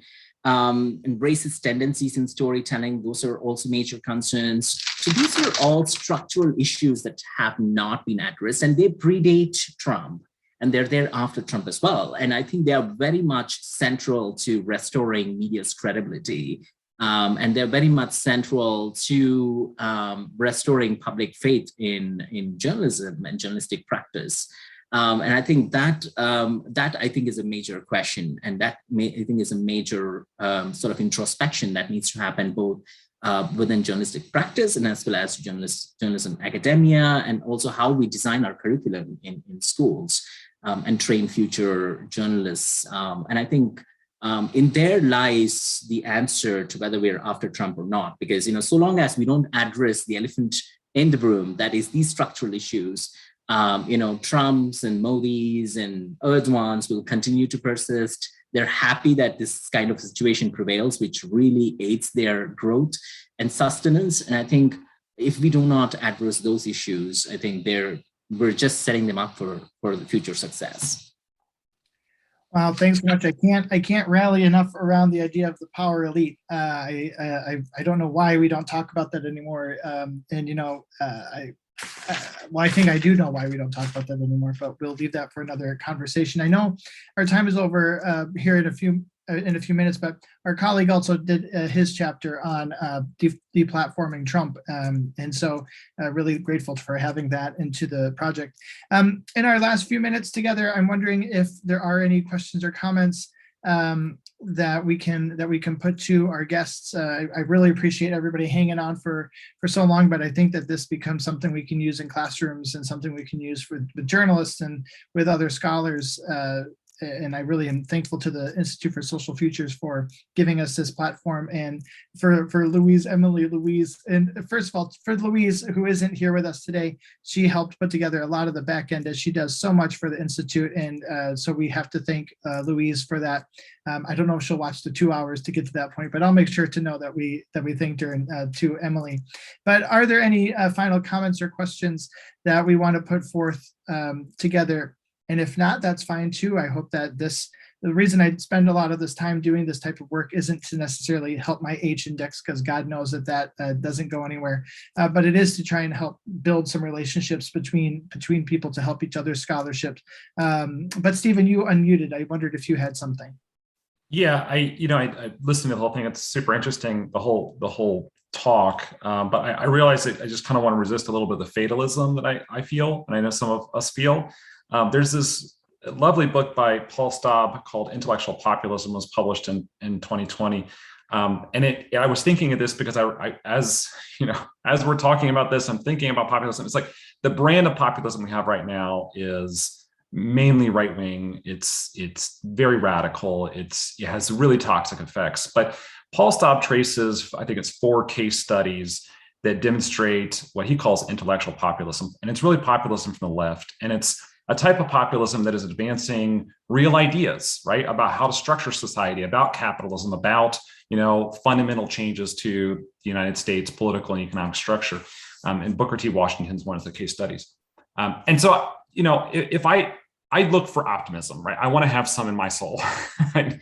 And so if there is an optimism here in my mind, it's that I do hope that political leaders, particularly from the left, begin to recognize the ways that the right has weaponized platforms as well as this unique discursive moment, and they produce their own version of a populist movement or populist leaders that can do more than Elizabeth Warren did in 2020, which she sort of was very classically populist, but moves beyond that because at some point I agree with everyone the presentations today, but there has to be action at the political leadership, right? And so failing that, it's I feel like we're all sort of putting our fingers in the holes in the dike, and it's all going to come crashing down. Anyway, that's my only optimism I can get from this, but I just want to say I really enjoyed all the presentations.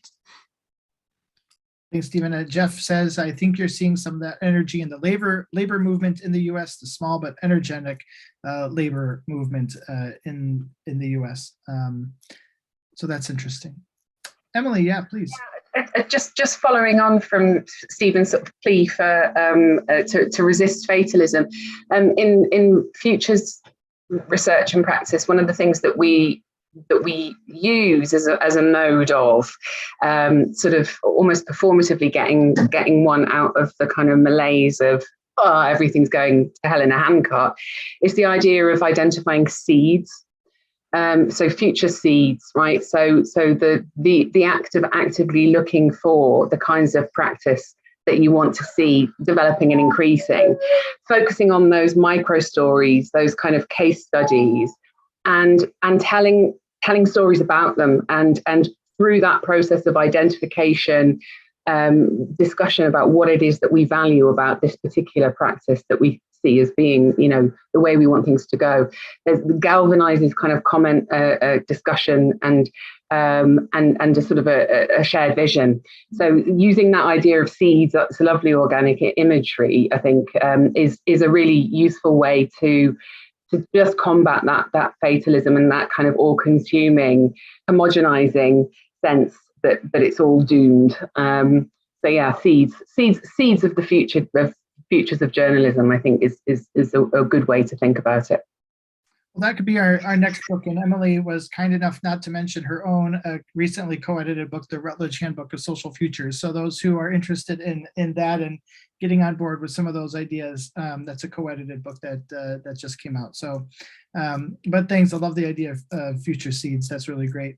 Well, I just want to let's end here and on that note. And I hope everybody's built some ideas for maybe future collaboration, and that this is a resource for others. And again, congratulations everybody for all of your work, and thanks so much for the not just a descriptive discussion today, or because it wasn't, or for just a renegotiation of your chapters, which it wasn't. But I think these talks are in of themselves inherently intellectual, and a new knowledge and new ideas come from this. And so for the managers out there who say these conversations are just patting each other on the back, that's not the case. This is some new thought. This is a lot of intellectual work that went in for today. And I want to thank everybody so much for everything that they've done on top of writing the bloody chapters that they did, coming out and having new ideas.